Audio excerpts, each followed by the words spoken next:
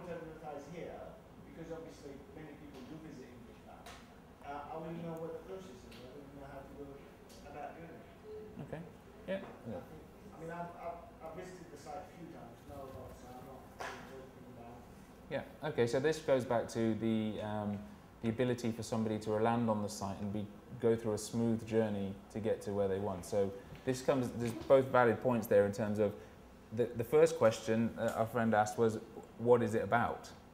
You know, it's about searching for salad, you know, and sort of figured it out. So what you want to be able to do is, both from a consumer perspective and from a search engine perspective, it needs to be very clear what the site is actually about. And the, you know, header, headline and things like that will actually help to determine, right, this is what we're talking about.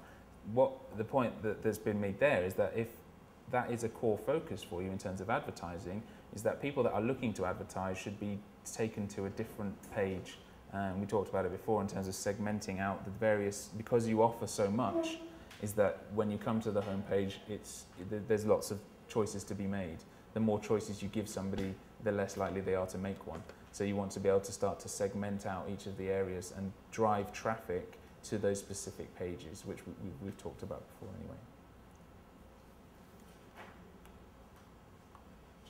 Any other comments in terms of the site?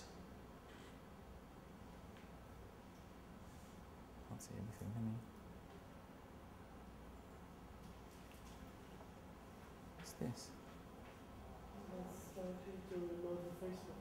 Oh, is it? Yeah, I think it's just internet. I personally think that English Hub has a very good brand, but I'm not sure how much, you know, for foreigners or like, you know, half foreigners like me in Palestine, you know, we do use it quite often. You know, whether it's for looking for a room, whether it's knowing about certain events that are going on, blah, blah, blah. I know a lot of friends of mine who do attend some of the events that you guys do. But I don't think the website in general reflects that brand in terms of technology that is being used. I don't know, is this PHP? Looks like PHP to me or something. But you know, you could make it a lot more interactive than it currently is. And I think that will generate even more traffic, and that will generate, you know, make it more useful for foreigners in Palestine or those who are considering coming to Palestine, and therefore you get more visitors, therefore you get more advertisers. So, in general, I think the interactivity on the site is very good. Yeah, and that's we've talked about in terms of involving media, using video, using audio, making the site a little bit more sticky, but all of this is in conjunction with being very specific about the various areas that you're focusing on. Because, as I said, there's a lot going on the website. It's not necessarily clear what the main focus is. As a business, you decide what the main focus is, and that becomes the main focal point for potentially one page, but then you've got different revenue streams that you're looking at as well, and each one of those revenue streams or pages becomes a much more interactive option from that perspective, using video, using audio, not just on the website, but using it also to drive traffic to the website from your YouTube channel, from your Facebook, from your Twitter. And so that's the other side of the coin in terms of actually utilising the social media. I had a quick look at the Facebook page, and it's a generic Facebook page. So there's things that you can do that we talked about in terms of actually shifting, once the new website has been developed, is having an element of that website mirrored on the Facebook page, so that you start to get standardization across all of your virtual real estate. So that it doesn't matter where people find you, they're going to see the same kind of branding, they're going to see the same kind of messaging, and then you're using the social media strains to drive people back to this or to the new website, and you're using the social media strains to drive them back to the specific pages that make sense to them. So if you're an advertiser, you end up where you're supposed to be. If you're a visitor, if you're a half visitor, whatever it is, that you're ending up in the relative area that makes most sense to you. And that's what SEO and the keyword research aspect of it is, actually understanding what people are looking for from you, and whether there's areas that, again, once you go through a keyword research exercise, you might actually decide, well, there's parts of this website that we don't need anymore because they're not relevant to anybody. Nobody's searching for them, nobody's using the terminology, so we can get rid of them. So again, it's reverse engineering it back to that point where you can say, we know what, we don't even need to focus on this area anymore. We can cut it down a little bit. We can segment out our customer profile. And again, for each and every one of the elements that you want to focus on, and this goes for anybody's business, is that if you have different offerings, the reason for opting in is going to be different for different people. So you have to think about which elements you can potentially give away to each of your audiences. So if you've got different target audiences, the perception of value is going to be different for each and every one of them. So it can't be a generic, we'll give you this for free, because it might not mean anything to the business traveller, it might mean a lot to the leisure traveller. So you then have to start, when you're segmenting based on your keyword market, you then have to effectively do the entire process for each and every one of those, which is why it's important to evaluate which areas are going to be the most beneficial for you. One other thing, you can monetize specific, not advertisement, apartment, generic, what's incorrect. Not real estate, like apartments, jobs, blah blah blah. You can monetize sponsored ones of them, and like it looks, the page is too long.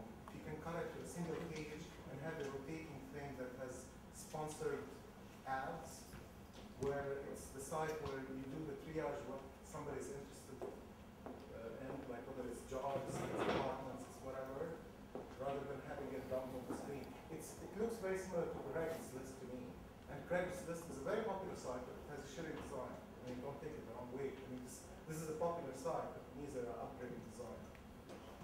Yeah, I think we're doing it anyway. The work is happening at the moment to reevaluate it, and it's more about those elements that are potentially missing at the moment that need to be incorporated into the new design.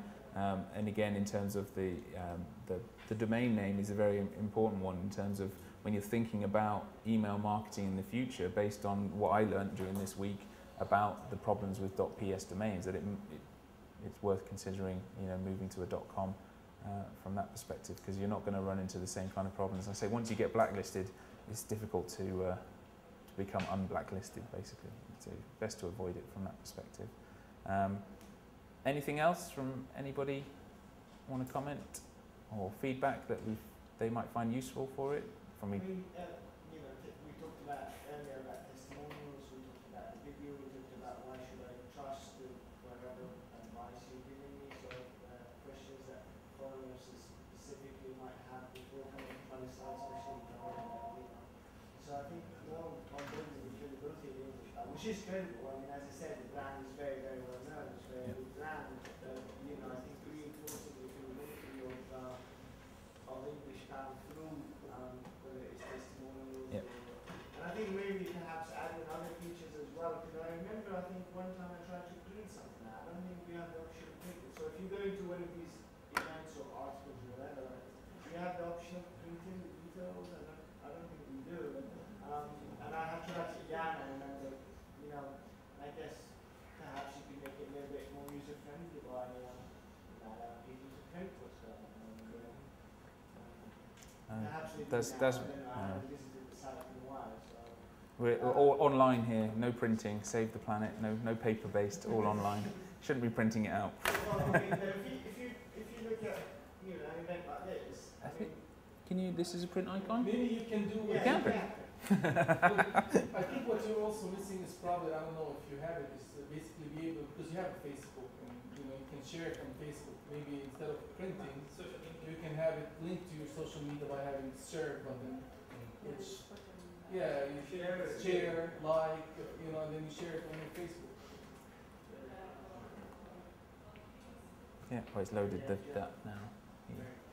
But not only I would change, like if you go through this exercise of making it more user-friendly, I would fundamentally look at rebranding completely, like how does the thing look like, maybe renaming it. And the tagline, once I look at the top, it should tell me what the site is about. I shouldn't be able looking at the advertisement to tell me what the site is about. I mean, that single line at the top should tell me the message. And the business card that you give to somebody should tell me that message.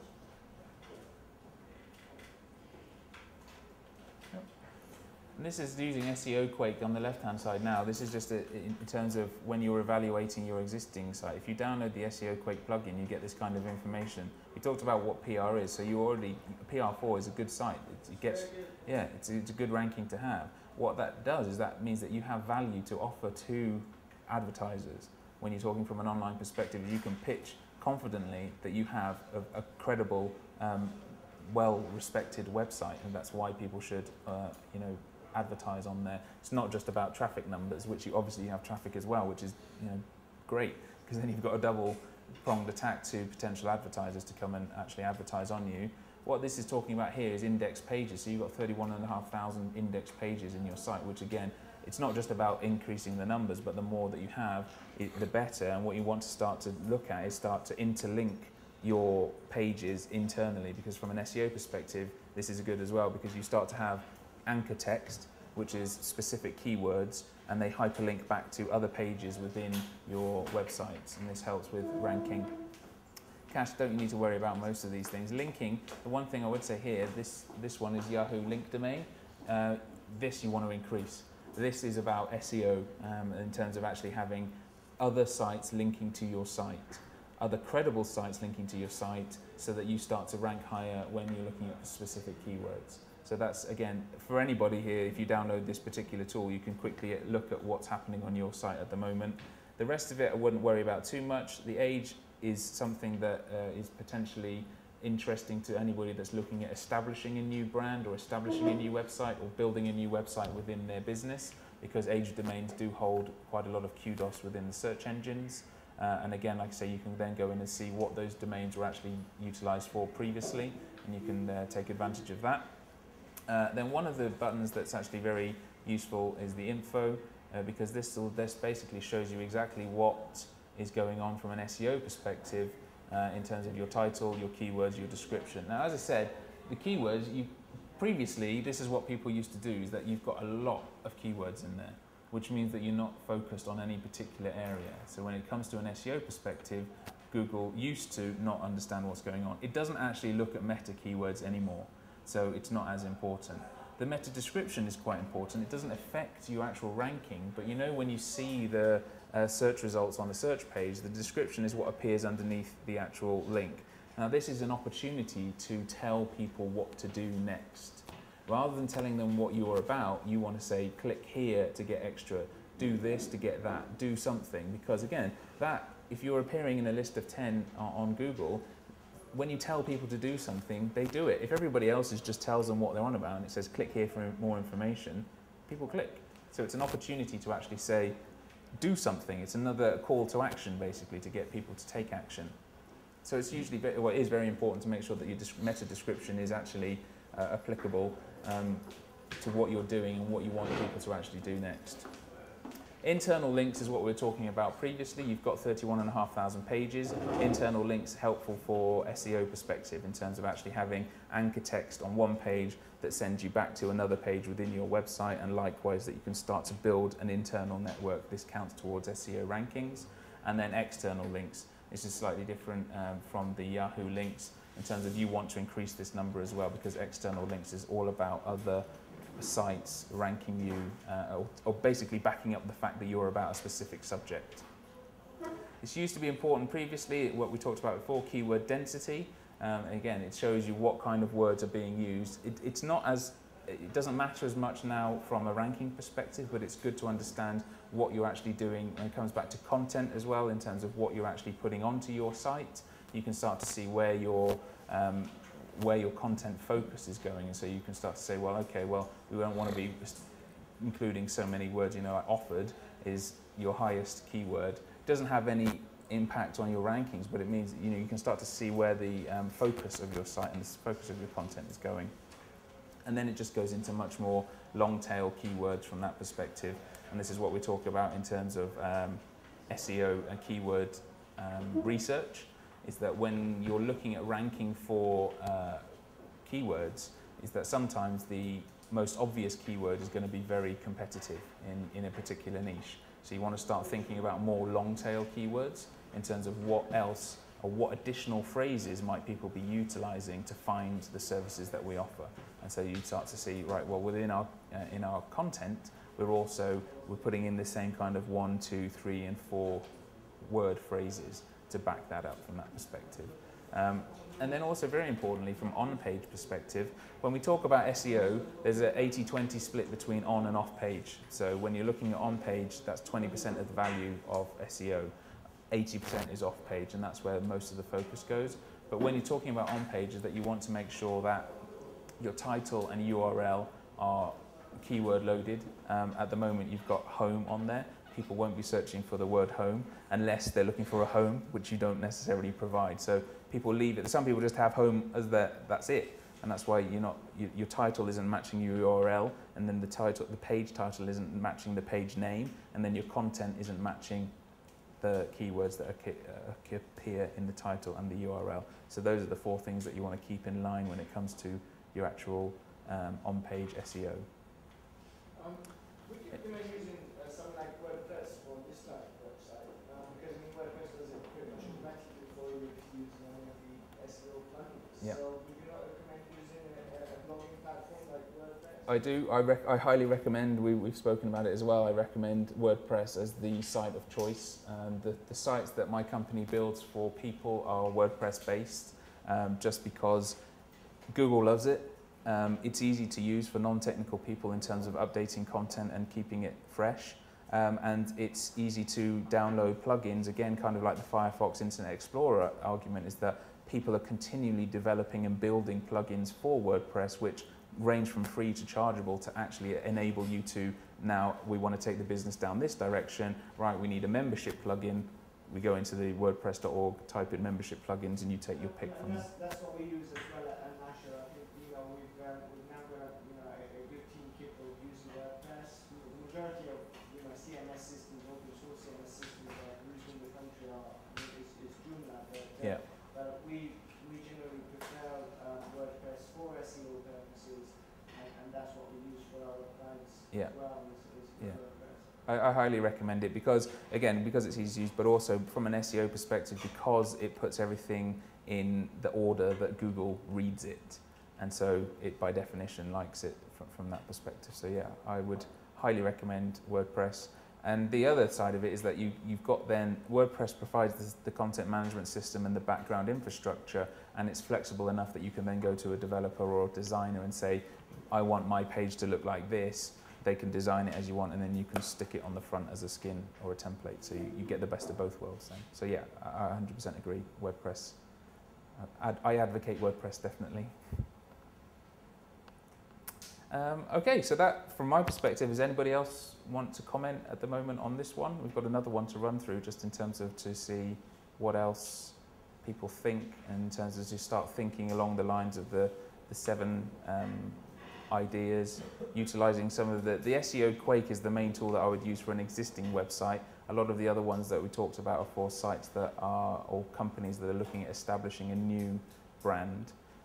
Anybody have any other comments on English Pal for the guys in terms of what else their thoughts and process are? The whole point of a hot seat is to get input and ideas and feedback from people. So there's been some good feedback, some things that haven't been mentioned previously. There's some ideas that might have come out there, and some guidelines that we've talked about before already that are basically there. But anything else? Any parting comments from anybody? I think in the footer they use the AdSense advertisement. You can maybe sit in another place. It's not. I think it's not smart to sit in the footer the AdSense. Not to sit maybe in the header or something. Smaller place. Yeah, AdSense definitely for a site like yours that gets a lot of traffic. It's a revenue stream that you could potentially take advantage of. But yeah, you definitely would like to see it more visible. The only reason I didn't pick it up is because AdSense is one of those things that you need to get a lot of people clicking on those adverts to make any kind of reasonable income from it. You know, to get $2,000, you probably need about 20 or 200,000 people a day clicking onto those adverts. So it's a good additional thing to have on there. I have my own personal sites that have just AdSense on them, and they make a few cents. again, it's a different strategy. You know, if you have 1,000 of them making $5 a month, that's an income stream. If you've got one website where you're looking at, you know, okay, it's potentially going to add some additional revenue, then it's a decision to decide, well, do you even want it on there? Because what AdSense does, it sends people away from your site. When they click on the advert, they leave English Pal. So do you really want to send people away for 5 cents, or would you rather keep them within English Pal and get them doing whatever it is that you want them to do? So it's just something to consider, that if you're not using AdSense as a legitimate revenue generating, then there's no point having it on there, because it sends people away from your site. Okay, well, thank you very much for putting it on the hot seat. Thank you everybody for contributing. We're going to go through one more just to get to get some feedback in terms of what people think about these existing websites and recommendations of what can potentially be changed, what's missing, and how they could potentially benefit from some of the ideas that you have. This is our friend Jafra, and okay to use the old site or the new one? You want, yeah? I'm not even sure if the new one, it hasn't come up. Okay. So we're going to base it around this site in terms of, can you see it? Really? Can you, yeah, if you turn the lights off, then you can't see anything. Just for 5 minutes. Just while I have a quick look at the site, then we'll turn the lights back on.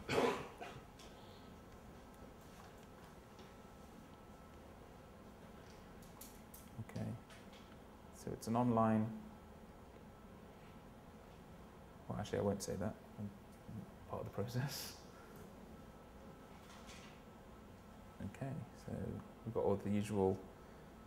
I'm not clicking through because the internet isn't awesomely fast. Can you do that on what we do?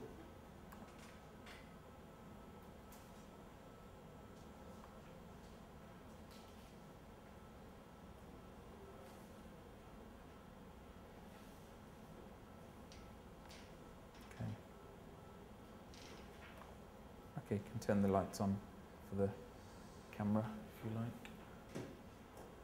So what's people's initial feedback? And again, just to set the story, that this is a site that's currently going under renovation. It's being redone, so there's already things happening, but it'd still be useful to get feedback in terms of the other site that's being built is nearly ready, that there may be some things that you guys have noticed that can be able to be built into the new one. But we'll base it around this one because I can't get the second one to come up for some reason. What's the motivation for the second one? What was the business reason behind going to a different one? What was the reason? It's Jafra, the guys there. That's their website. Yeah. Yes, we run the old one for 1 year, and we have many comments about the website, the development of the website, the content of the website, and we improve the new website, and over the problems we faced in the last. This old one. What are the usability, brand recognition? I didn't get it. What are they? What are the main headlines of the problems of the current site? One of them, the major problem, the content of the website. We have many flashes. The content was not compatible with WordPress commerce. With what? With WordPress commerce, this yes. The new one we built a new one on WordPress commerce, and this one is on PHP, and we have many flashes in this website. Okay, so the new one doesn't have Flash. Yes. Can I start? The who we are and what we do, I think that should belong together under About Us. There's no reason to have many tabs on there. The social networking icons are not the standard one, especially Facebook. To follow us, you can use a standard one that shows all the social media sites. The store, I don't get it. What's that one? The one on the right, upper right corner. Yeah. It means What's that you that? can buy. Like they have a store, online store, you can buy stuff on it. Yeah, but it looks like completely off. Yeah. So it's completely away from. But why would I click on a store? I mean, this is the store. Yeah. I mean, I would search and it shows me results. Or I go into categories. This is So, I one mean, of our problems that we is a new website that's stored on the main page. So But that's isn't it here, if I click on one of these, can't I then, wouldn't it take me to the details and I say add to shopping cart? Yes. So I don't need that step of saying store. Yes. From the main site, I can just go to arts and crafts, embroidery, Yeah. blah, blah, blah. and that's been incorporated into. So that's one of the things that they're saying. So, but from let's say from get away from design in terms of what's missing on this from what we've talked about today. There's a number of things that are sorry. Tagline is not clear. It's Yeah. very small. Yeah. Yeah. So yeah, so then in terms of what the site is, the headline, again, missing from this one in terms of the headline will also usually tell you exactly what the site is about, because the headline will be designed in such a way that it's got the keyword loaded, it's also provoking a question as to why or what it is that you're trying to do, and that needs to be quite prominent on there. I'm not getting the difference between headline and tagline. I know what the tagline is, and I thought I knew what the headline is. Headline to me means call to action or a heading on the side. A headline can be, well, your call to action is usually going to be your opt-in. So it's going to be your, give me your name and email address for the free report, the discount, the whatever. That's your opt-in. And so, or your, and that will then put you into the autoresponder. But by asking for the name and email address, that's a call to action. Right. If you put the phone number on there saying, call us now for a 20% discount, that's a call to action. So what's headline? Your headline is basically, it comes from the blogging side of things from WordPress, is that it basically gives you the opportunity to ask, draw attention to the area, use your keyword within the headline, and also tag it as a H1 tag. Now the tag is for SEO perspective, so that it's another tick in the box for keyword that you're particularly looking to rank for. There's no reason why you can't include it in a tagline. Your tagline can be your H1 tag. But isn't what's new H1 here? Like, isn't the equivalent of headline here? Well, I think that's Flash, so it wouldn't be able to read it anyway. But forget technology. If it was clear HTML, isn't that your headline? it could be if you tagged it as your headline. But if you just have that there as what's new and you don't have it tagged or you haven't used the necessary font, then it will just be words, it'll just be content. But you can, that could be your headline, yes, yeah, absolutely, if that was to be the case. So you can manipulate it as you see fit to get that. But every site, and you're seeing the statistics to prove you that a headline will improve conversions quite significantly, up to a couple of 100% in terms of how you can get people into your system. So it's missing a headline. There's, as we highlighted, there's quite a heavy use of Flash, which is detrimental to your search engine optimization. When you're an online store, you've got the issue of having many different offerings. So what are you optimizing for? What's the main focus of it? So you need to start to think about segmenting out the product lines and things like that, and why somebody would buy a specific product over something else. Again, just to enable from a search engine perspective to people that are looking for something specific land on that page, not on a generic page. Anything else? Anyone? I'm interested to know, because this is probably one of the first Palestinian sites I've seen that's got a blog section in it. So I'm interested to know what is actually in the blog at the moment.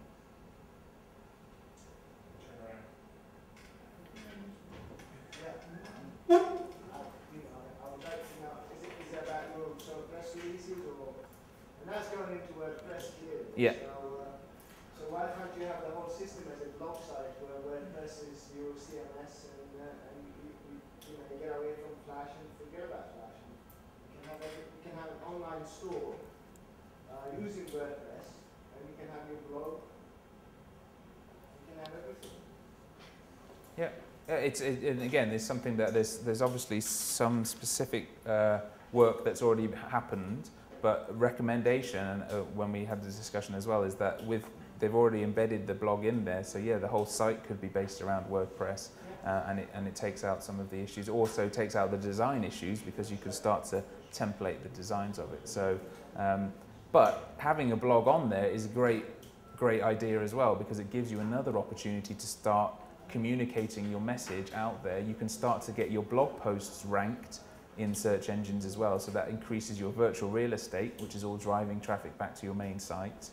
So a blog is, I would say, is an integral part of any online website, because it's another option for you to actually start to manipulate search engine rankings, because you can very quickly start using H1 tags in each and every single one of your blog posts, and you can start to use the kind of language that you want for specific offerings that you've got going on at the moment, which is why I recommend WordPress from that perspective. But again, I think there's some development already happened and decisions are already made that will still, regardless, make sure that you keep the blog in there. If you can't change everything over to WordPress, make sure that the blog element stays in the website for sure. What is the decision? Was it your Flash? 2 minutes. Huh? Okay. And I think because it's being built on OS Commerce, isn't it? The new site is built on OS Commerce, which is a platform, I believe, which integrates the ability to transactions. Exactly. In terms of blogs, I don't think shares value when you have a blog that's at least 1 year old that hasn't been updated. Oh no, yeah, no, that's a very good point. If that's the case, you rather It's a turn it disadvantage. off. Yeah, absolutely. That's a very good point. That if you're going to have a blog, then you have to commit to a schedule of updating it regularly, because there's nothing worse than going to a blog and the last information was from a long time ago. Very, very good point. And we talked about this already, but it's a very, very essential part of an online website, I say. But you do have to have the ability to set yourself a schedule and stick to it, because then people will start to get used to your daily, weekly, 2 weekly posts, and when you stop doing it, then you lose that readership. Alternatively, you can still use WordPress and you can still have the blogging platform, but don't call it a blog, just call it press releases or call it news or whatever, and then that way you can get away from not having content every single week or every single day. Absolutely. We can add content whenever there is a big thing going on, but don't call it a blog because it's not a blog. It would be a press release. You can still use the same back-end platform, WordPress, whatever you want. But don't mix, I mean, if you're saying use some CMS to publish news items and PR, press releases and so on, fair enough, but don't call an old blog section of press release and so on. I hope that's not what you mean. No. That's not what you mean. That's not what I said. No. I guess you're right, but that's not what I said at all. What I'm talking about is having a blogging platform to use to publish material online, but not on a blogging kind of daily basis, if you know what I mean. So Then don't advertise it on the main site. Well, no, you can have it on the main site. Have it as a news section, have it as a press releases section, not as a blog. Yeah, definitely. But you're misinforming somebody when you're saying, I click on press release. That's what I thought I understood initially. If you say it's called press release and you click on press release and it takes me to a blog that's a year old, I think that's a bad idea. No, it wouldn't be. It would be a press release. Let's say you attended Expo Tech in 2010. Yes. So that was your last event or the last activity that you've done. Then there's no problem. You've attended Expo Tech 2010. It's written in the context of a blog. The guy wrote a blog about it in 2010. No, but that's the point that we're saying. It won't be called a blog. It'll just be called press releases, and so that it was a 2010. But then you have. It would be written differently. Yeah. It wouldn't be written as a blog. It would be written as a press release. That's exactly what I'm saying. It wouldn't be written a blog. It would be written a press release. Okay. We're on the same page. Oh right. Okay. So yeah, just from this perspective as well, this is a PR4 site as well. So this is a well-respected domain within online. So again, you have the potential to go to advertisers with the message that they are, they're going to be putting them advertising onto a credible source that actually does put it in front of a number of people. And also I think you get good traffic through the domain as well, so you're onto a winner there. Your index links, you've got fewer pages in terms of 639 within there. You can increase the number of pages, but don't just increase them for increasing sake. Have specific reasons for having additional pages in there in terms of the content and the keyword association with what you're trying to drive the content for. Your link domains, again, 253 is good, but it's still quite low. This is about SEO, so this is about understanding what people are trying to find you for, why they are, and optimizing the site for those particular keyword strains. One thing that was on here with the actual SEO Quake, just in terms of your URL and title. Jafra, again, people put their company name in there, but if I don't know the company name, then I'm not going to search on it. So you want to put potentially some of your keywords into the title of the page. Meta keywords, again, it's not so important anymore, but there's a lot of them in there. So traditionally, the search engines looking at it would have thought, well, I'm not entirely sure where this is focused because there's lots of them. And your meta description doesn't seem to match with what your site does. I don't know if this has come from the Elias side of things, but this is talking about building and managing your online presence, but that's not what this site is about. So again, same thing is that you potentially want to just put a different message in there, telling them to click here for further information or whatever it is to get them to take another action from that perspective. And then running through from the keyword density, again, you can see the kind of keywords, how they're put together. This gives you just information about creating for your content in the future in terms of whether you want to start manipulating for a specific product line that you want to drive more traffic for, that you segment that product line and then you design your content around that particular product. But I think that I have to wrap it up there because we've run out of time, which I apologise for. But again, thank you very much for letting us put it on the hot seat. Thank you everybody for your input and attendance, and hope to see you again soon sometime. Thank you very much.